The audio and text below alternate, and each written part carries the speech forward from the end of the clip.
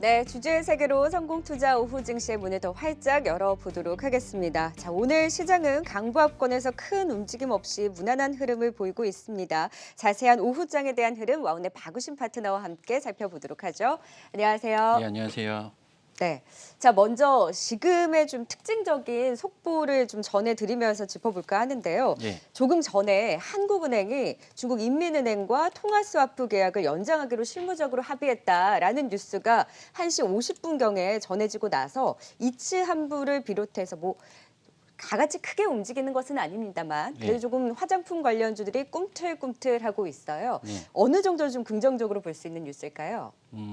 그러니까 이 뉴스 때문에 지금 뭐 이츠한불의 예를 드셨는데 네. 이츠한불 같은 경우 지금 보면 몇 퍼센트까지 갔었죠? 거의 4%. 7.6% 네네. 뭐 이렇게까지도 이제 상승을 했는데 너무 위로 따라가시는 건 좀 그렇죠. 이 정도 뉴스에 이제 위로 따라가는 건 좀 그렇지만 그렇다고 제가 이제 화장품 섹터를 안 좋게 보는 건 아니고요. 네. 오히려 이제 너무 이제 흑백 놀릴 수 있는데 좋냐 싫냐로만 따진다면 저는 좋은 쪽으로 사실 보고 있는 섹터 중에 하나고요. 네. 일단 뭐 이따가도 좀 말씀을 드리겠지만 제가 지금 4분기에 좀 좋게 보는 전반적인 큰 그림 자체가 보면 이제 그동안 많이 눌렸던 애들 화장품이라든지 뭐 흔히 얘기하는 이제 시클리컬 애들이 있잖아요. 네. 이런 쪽을 사실 저는 지금 좀 좋게 보고 있기 때문에 화장품도 그러니까 일종의 중국 소비주잖아요. 네. 그래서 이쪽도 이제 그런 계통이라고 저는 보고 있기 때문에 긍정적으로는 보고 있습니다. 근데 이러한 뉴스에 따라서 매수하시는 거는 조금은 이제 자제를 하시는 게 낫지 않을까라고 보고 있습니다. 뉴스도 또 강하게 그렇게 반응은 하지는 않습니다만 그래도 뉴스가 전해지고 나서 반짝 상승을 했다가 그래도 빨간불을 좀 켜고 있는 화장품주들의 흐름 덜 오른 데 따른 매력도 측면에서는 그래도 좀 긍정적으로 볼 수 있는 섹터다라는 부분에 대해서 짚어주셨습니다. 자, 그럼 이제 큰 그림부터 또 하나하나 네. 살펴보도록 할까요? 자, 이번 주 시장은 좀 지루했는데 지루한 듯 하면서도 어느덧 2,400선을 바라보고 있어요. 오늘도 네. 옵션 만기일인데 이 옵션 만기일에 대한 영향은 제한적입니까? 어떻게 보세요? 그러니까 이게 뭐 제가 매일 출연하는 거면 상세하게 좀 그 흐름을 말씀을 드릴 수가 있었을 것 같은데 사실은 이제 선물 기준으로는 한 320포인트 정도거든요. 그러니까는 지수로 우리가 이제 흔히 알고 있는 코스피 지수로 본다면 2,400 이상까지는 사실은 조금 무리예요, 오늘. 근데 하방은 막혀 있어요, 사실. 이게 오늘 막힌 게 아니라 진작에 막혀져 있었어요. 그래서 사실은 어제 흐름이 사실은 가장 좀 이제 크리티컬한 움직임이었는데 무슨 소리냐면 사실 어제는 장 시작 전에 굉장히 좀 우려가 많았잖아요. 맞아요. 예. 근데 사실 아시아 증시 내에서도 국내 증시가 굉장히 강했고요. 실제적으로 수급도 굉장히 강하게 유입이 됐었어요. 근데 현물이나 뭐 기타 수급들도 유입이 됐지만 어제 수급 중에서 가장 눈에 띄었던 건 선물입니다, 역시나. 그래서 선물을 좀 대량으로 매수가 들어왔었거든요, 네. 외국인들이.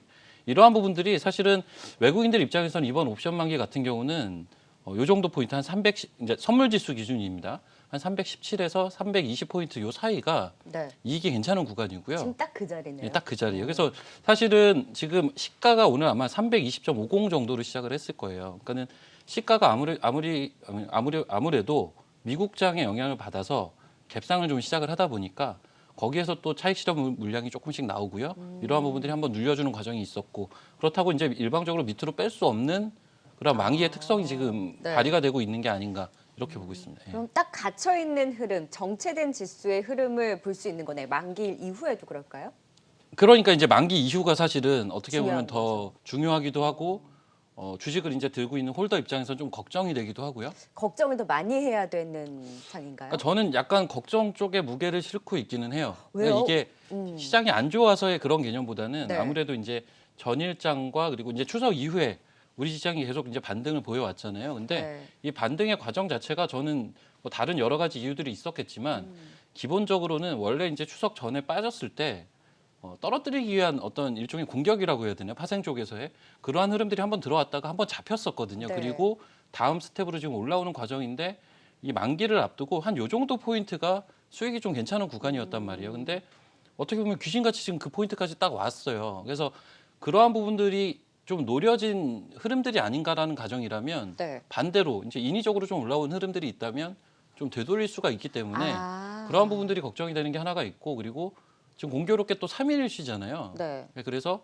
평소와는 다르게 지금 금요일장도 이제 휴장이기 때문에 그러한 부분들도 또 하나 이제 걸리는 게 있고 그리고 사실 더 나아가서 본다면 지금 지수 기준으로 보면 사실 2,450 그러니까는 기존 고점 이상대를 이제 가기에는 지금 버거운 게 사실이거든요. 네. 여러 가지 이슈들 자체가. 그래서 이제 그러한 부분 종합적으로 본다면 현재 입장에서는 일정 부분은 좀 현금을 좀 가져갈 필요는 있겠다. 추후에 다음 주부터의 대응을 위해서라도 일정 부분의 현금이 좀 필요하지 않을까라고 보고 있고요. 네. 그렇다고 제가 시장을 지금 나쁘게 본다라는 개념은 아니에요. 이 뉘앙스의 차이를 좀 이해하실지 모르겠는데 그러니까 예. 지금 그 정리를 해보면 선물 이제 파생 쪽에서 외국인의 포지션 자체가 317에서 320 포인트 사이가 가장 수익을 극대화할 수 있는 쪽이기 때문에 여기로 이제 올려놓기는 했지만 예. 인위적으로 이 부분에서 수익을 극대화하기 위해서 맞춰놓은 부분이기 때문에 그 이후에는 어떻게 시장이 움직일지 불확실성이 있다라는 거잖아요. 그렇죠. 근데 이제 조금 더 교정을 하자면 이제 제가 말하기 쉽게 그렇게 말씀을 드렸지만 이게 317에서 320이라는 게 사실 외국인들 320 넘어가도 수익 잘 봐요. 네. 넘어가도 잘 보는데 이제 개인들의 최대 손실 구간까지 사실 감안한 내용이긴 하거든요. 뭐 이런 말씀을 드리긴 좀 그렇기는 한데 개인들이 가장 크게 또 손실을 보는 구간과 네. 외국인들이 수익을 괜찮게 보는 구간이 맞물릴 때 거기서 만기가 끝나는 케이스들이 굉장히 많아요, 사실 확률적으로. 네. 그래서 이제 그런 부분들로 이제 말씀을 드렸다라고 보시면 되겠고.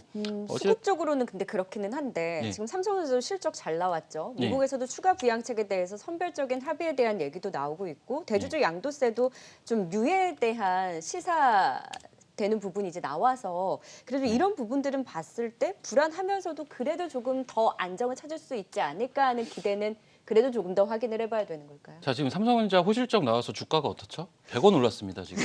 예. 아, 왜 6만 원에서 왜 이렇게 못 뜨는 거예요? 지금 100원 올라서 6만 원 딱 0.17% 상승을 했는데 네. 예.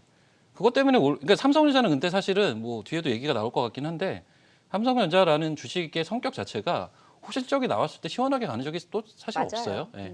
항상 또 역사적으로 또 그래 왔던 것도 있고요. 네. 그래서 이따 뭐 뒤에 말씀을 드리겠지만 뭐 그 내용도 그렇고 양도세 같은 경우도 사실 글쎄요. 이거 10억을 뭐 5억으로 내리든 3억을 네. 내리든 뭐 직계 좀비 속에서 개인별로 가든 뭐가 됐든 악재라고 저는 보고 있기 때문에. 네. 예.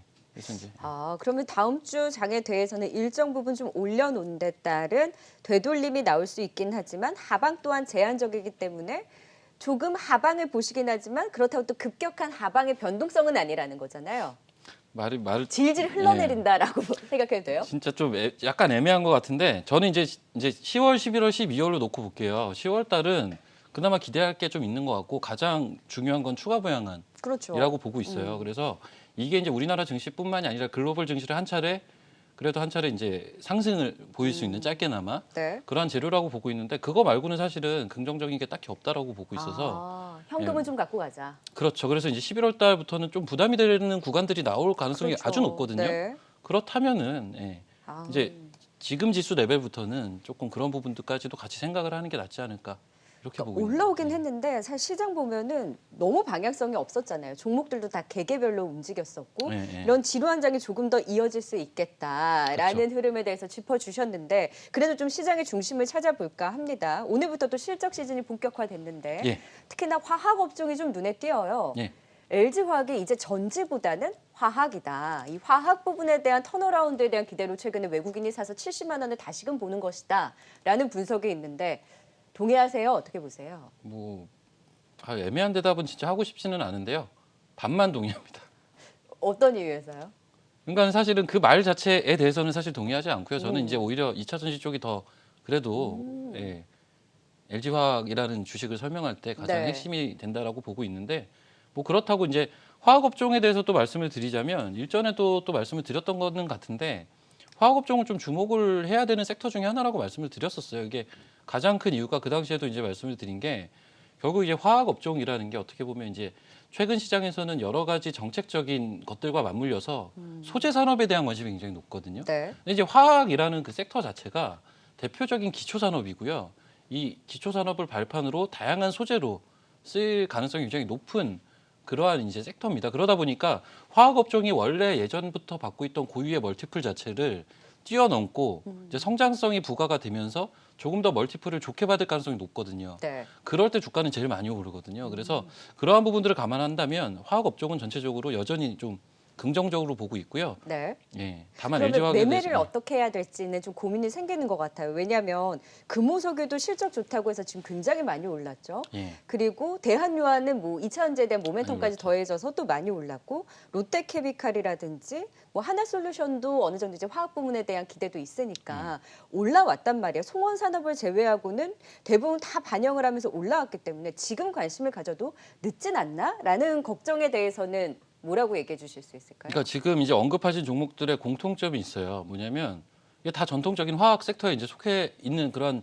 종목들인데 대부분 이번에 올라온 이유들을 보면 사실은 이제 어떻게 보면 이제 새로운 사업이라고 해야 되나요? 이런 부분들이 붙어서 가는 애들이 지금 많거든요. 네. 뭐 하나솔루션도 대표적인 거고요. 뭐 기타 등등 뭐 대부분이 이제 그런 형태로 지금 주가들이 움직여요. 네. 예, 화학 종목들이 전부 다 지금 현재 그런 상황이다 보니까 일단은 이런 부분들에서 투자 아이디어를 착안을 해보자면 향후에 이제 이러한 것들이 붙을 수 있는 종목을 미리 선점하는 게 베스트겠죠. 어렵겠지만 그게 베스트일 것 같고요. 네.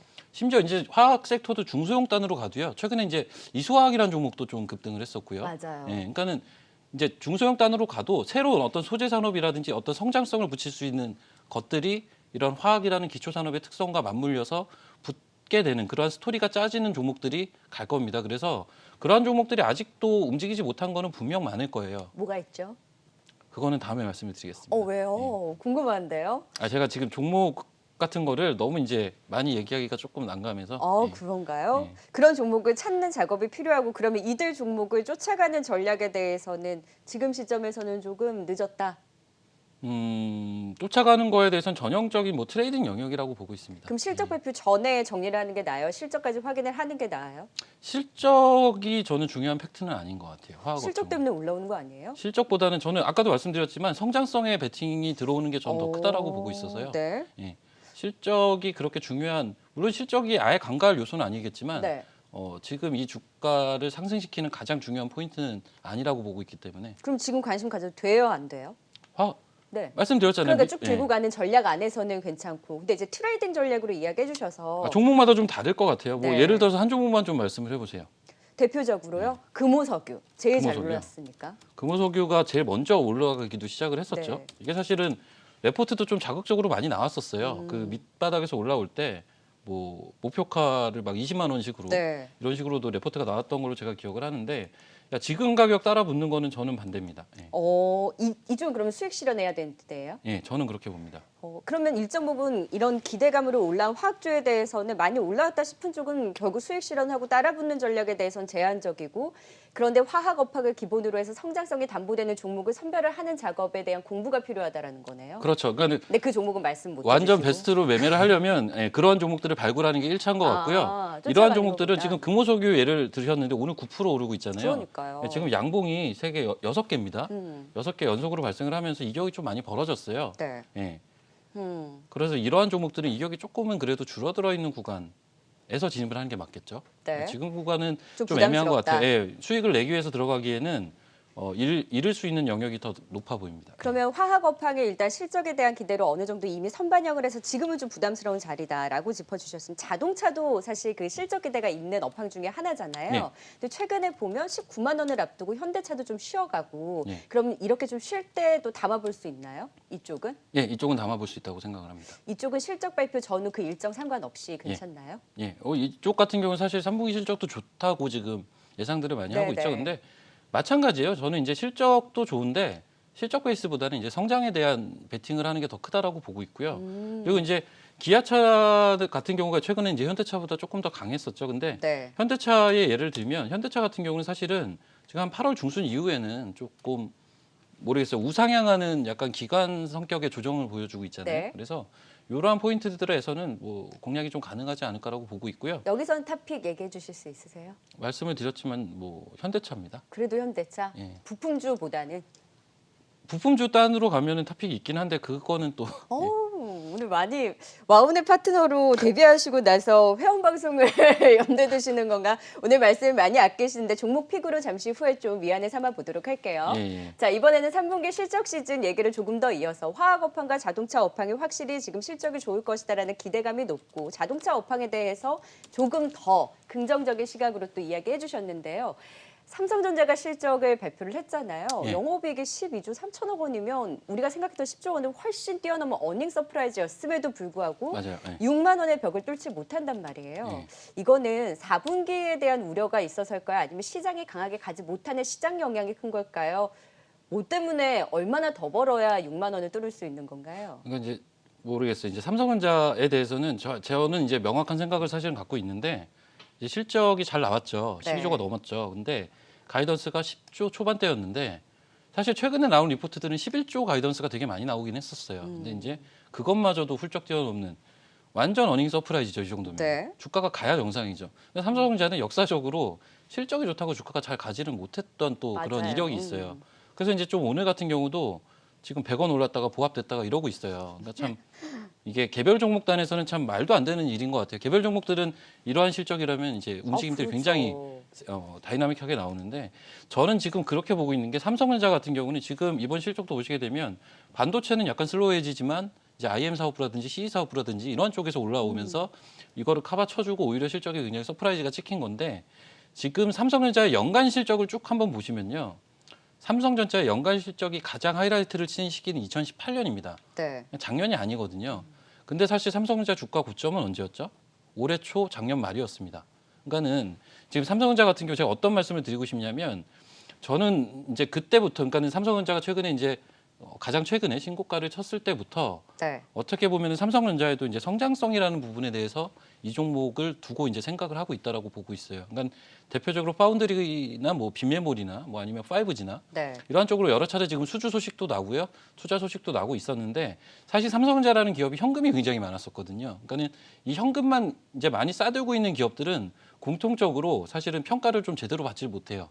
현금이 많음에도 불구하고 이 부분은 시장은 어떤 부분을 좋아하냐면 이 현금을 써가지고 추가적인 가치를 만들 수 있는 가능성을 보여주는 걸 우리가 성장성이라고 밸류를 매겨주는 거거든요. 네. 근데 삼성전자가 이제 파운드리나 5G나 빈메모리 쪽으로 그러한 작업들을 하고 있는 것을 시장이 긍정적으로 보면서 실제 실적의 피크는 2018년이었지만 주가는 오히려 그 이후에 고점이 나왔다라고 저는 해석을 하고 있어요. 따라서 제가 삼성전자를 보는 그 관점은 이러한 부분들이 조금 더 시장에서 부각이 될 때 신고가를 가지 않을까라고 보고 있고요. 네. 시기적으로는 내년 초가 될 가능성이 좀 높아 보입니다. 근데 사실 삼성전자가 가야 그 밑에 단에 있는 IT 중소형주들도 움직이는 거잖아요. 예. 그럼 삼성전자가 좀 이런 천천히 가게 된다면 IT 쪽에서 사실 오늘 움직이는 거 TV 이제 공급사인 인지 디스플레이 예. 이거 말고는 눈에 띄는 게 없거든요. 그러니까 어떤 집단을 이뤄서 IT 섹터들 같은 경우도 4분기 같은 경우 집단을 이뤄서 움직이기보다는 개별 단으로 철저하게 접근을 하셔야 될 것 같아요. 네. 아무래도 잠시. 이제 대장주군 자체가 네. 삼성전자가 지금 빠진다는 얘기는 아니에요. 삼성전자의 사실 흐름을 보면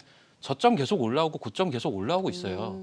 그러니까는 우상향 채널 패턴으로 가고 있거든요. 네. 그 패턴은 유지가 될 것 같고요. 그 패턴을 유지하면서 살살 올라오는 와중에 뭔가 주가가 터지는 시기는 한 내년 초는 돼야 되지 않을까 이렇게 보고 있습니다. 네, 오늘 LG전자도 실적을 발표할 텐데 LG전자는 신고가거든요. 예. 이쪽은 차익 실현 구간인가요, 지금?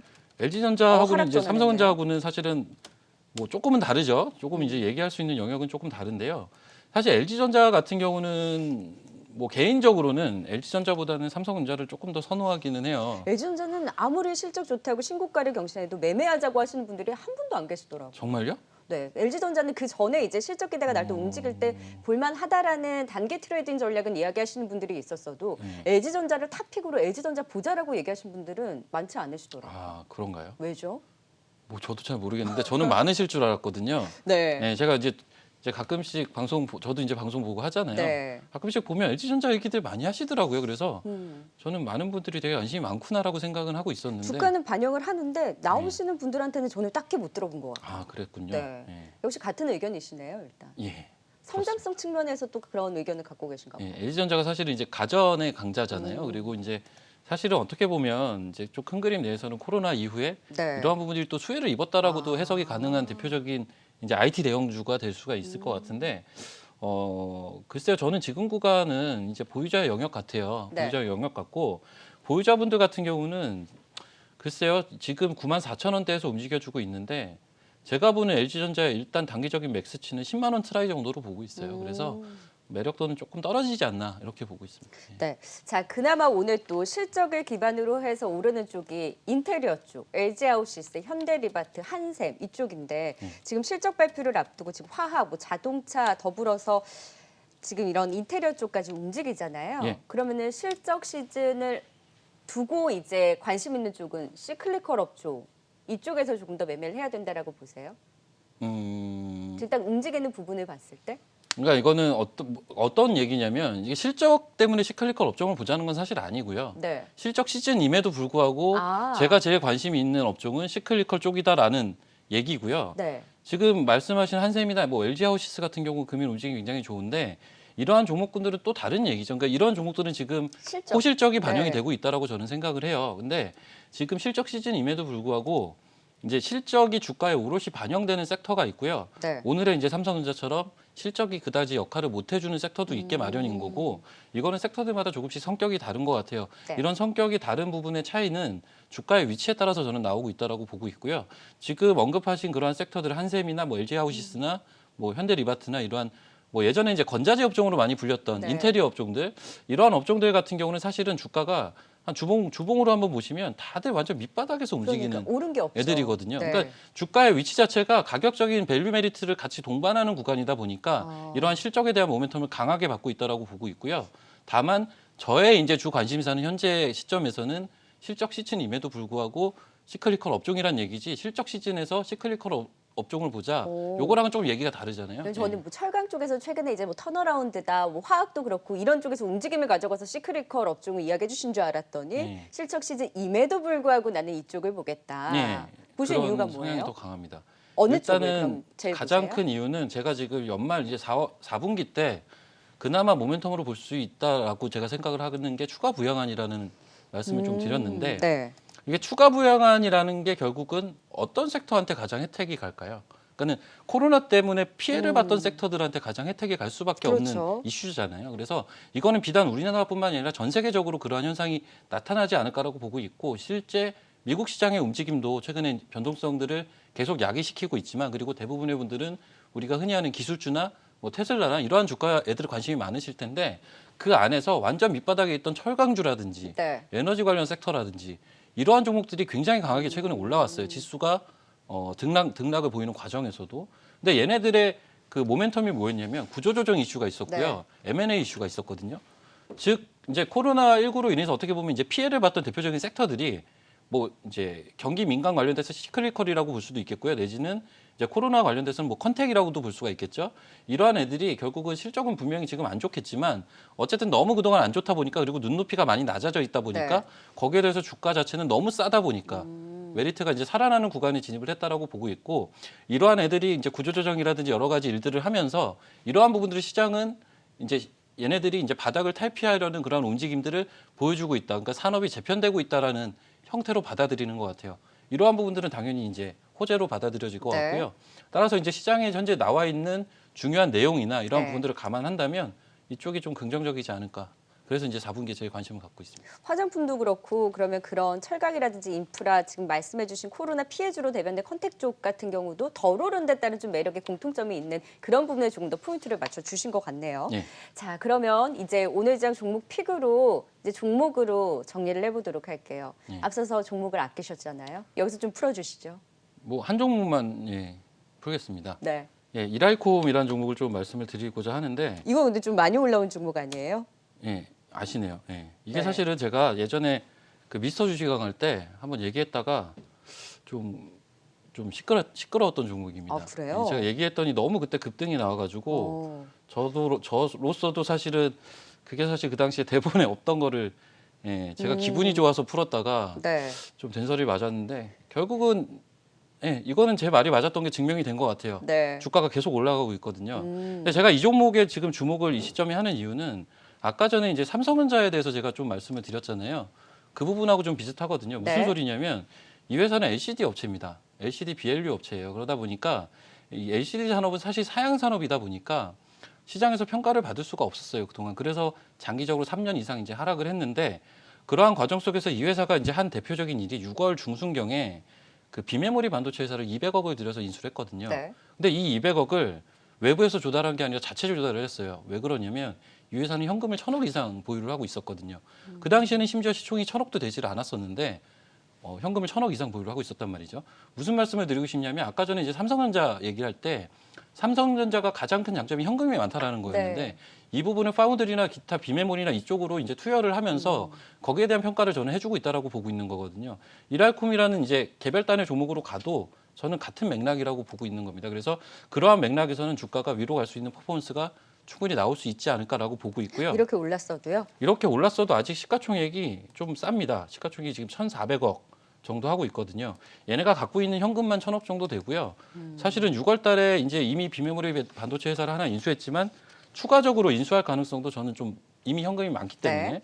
높지 않나라고 보고 있고 예전에는 배당 성향이 뭐 8%에 육박할 정도로 배당 성향이 높았는데 이 회사가 이제 6월 달에 한 이런 일련의 과정들을 감안한다면 글쎄요, 배당 성향은 좀 낮아질 수는 있을 것 같아요. 대신 투자를 하지 않을까라고 보고 있고요. 오히려 배당을 덜 주고 투자를 많이 하는 기업이 저는 시장 평가를 더 받을 수 있다라고 보는 관점이라서 이 종목은 뭐 단기적인 포인트도 사실은 금일 시장에서 좀 나오고 있다라고 보고 있었는데 중장기적으로도 좋게 보는 종목 중에 하나입니다. 네, 예. 그래서 목표가 15,000원 선으로 잡아주셨고요. 손절가는 9,000원 선으로 또 설정을 해주셨습니다. 개별적인 조금 더 모멘텀에 주목을 해서 또 이라이콤에 대한 관심까지 들어봤네요. 이제 원의 파트너로 데뷔하신 박우신 예. 파트너님 앞으로 또 건승하시길 기원하고요. 이라이콤도 기대를 걸어보도록 하겠습니다. 오늘 말씀 고맙습니다. 네, 감사합니다.